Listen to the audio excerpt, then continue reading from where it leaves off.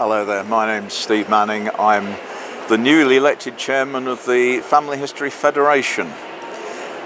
I've been involved in family history for many years, but like most people, I started doing family history for my own interest, but gradually got involved in the family history community, joined a family history society, found out the sort of facilities that they've got to offer, which are really quite extensive, and got drawn into the committees and then a chairman, president, and now I've ended up in this exalted position, which is not really exalted at all, but it's so fun to do.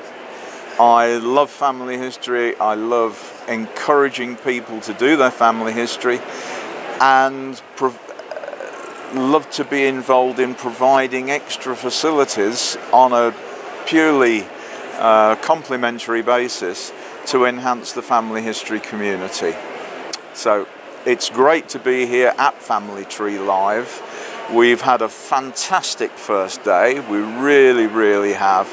The attitude of the people on our stand has been great. Going around talking to other contributors to the show, they've found it's been a wonderful place to be. So assuming it's going to run next year, and there's no guarantees, but we believe it will, then please come along and try it again, and we'll have even more fantastic things to show you. As you know, or you may not know, we've been involved in the organisation of it along with Family Tree magazine, and it has been a real pleasure. And that's about it, really. It's just fantastic to be here. Now, as far as the Family History Federation is concerned, we started life back in 1974 as an umbrella organisation for all of the family history societies that was starting around that time. And we provide facilities for them and a community basically for the people in the executive roles to help train them, to help them to do things that they wouldn't be able to do as an individual society. For instance, we provide legal advice, we provide insurance, all the good sort of things that go on in the background of Family History Society, which you wouldn't really come into contact with unless you had to run one. We train people how to do treasurer's jobs and run a journal, all this sort of thing. But we're getting more and more involved with the general public and helping them as well. We have on our website a facility to find out speakers on family history subjects. We've got information on individual family history societies. We have a bookshop where you can purchase family history books, which are sometimes a little bit difficult to obtain. But essentially, we remain a charity to help people in the family history community. That's what we're all about. And we're here as basically as a general helper, but also a one-stop shop for family history societies and the family history public. We provide assistance for the family history community in going out to the general public, such as being involved in the organisation of this great event we're at today. So that's what we're all about. Go on the website, learn about us. There's little bios, there's information on family history societies, the bookshop, there's all sorts of stuff. There's certain things which are specifically for the family history leadership area. That's not open to the general public because it's to do with legal things and minutes of meetings, which most people would be bored to death with, but nonetheless are essential to the running of family history societies.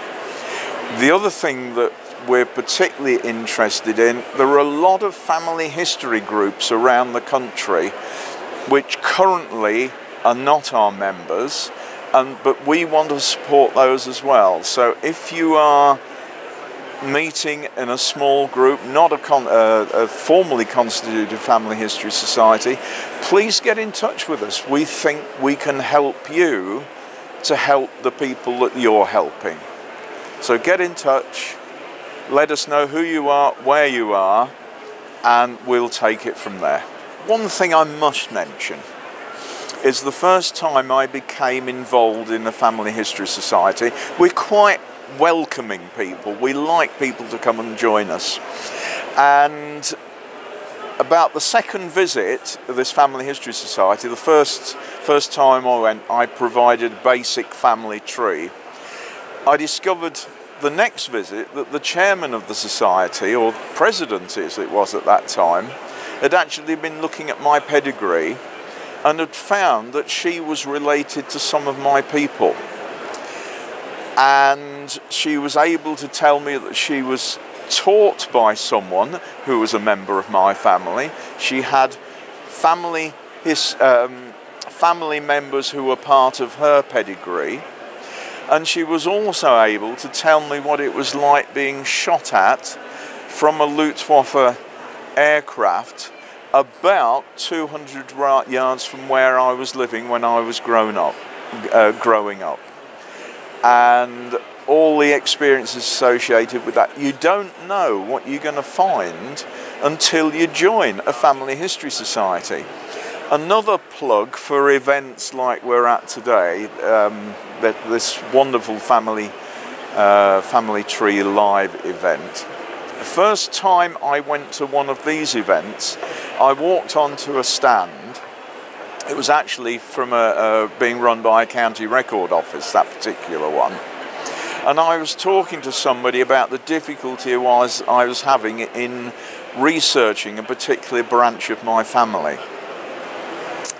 And I was speaking to a lady who was transcribing some records from a workhouse in Hertford.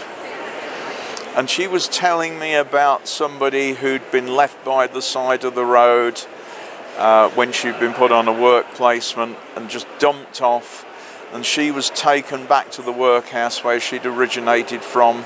She told me how she was dressed, that her clothing was hardly even decent. She was crying by the side of the road. So I went and had a look at those workhouse records, and I found out she was the sister of my great-grandmother. Once again, you don't know what you're going to find out until you ask. It's all very well doing your family history online, but you have to be able to talk to people to find out the sort of information that I've just mentioned to you. So please go and do it. Join in with the community and you will benefit, I promise you.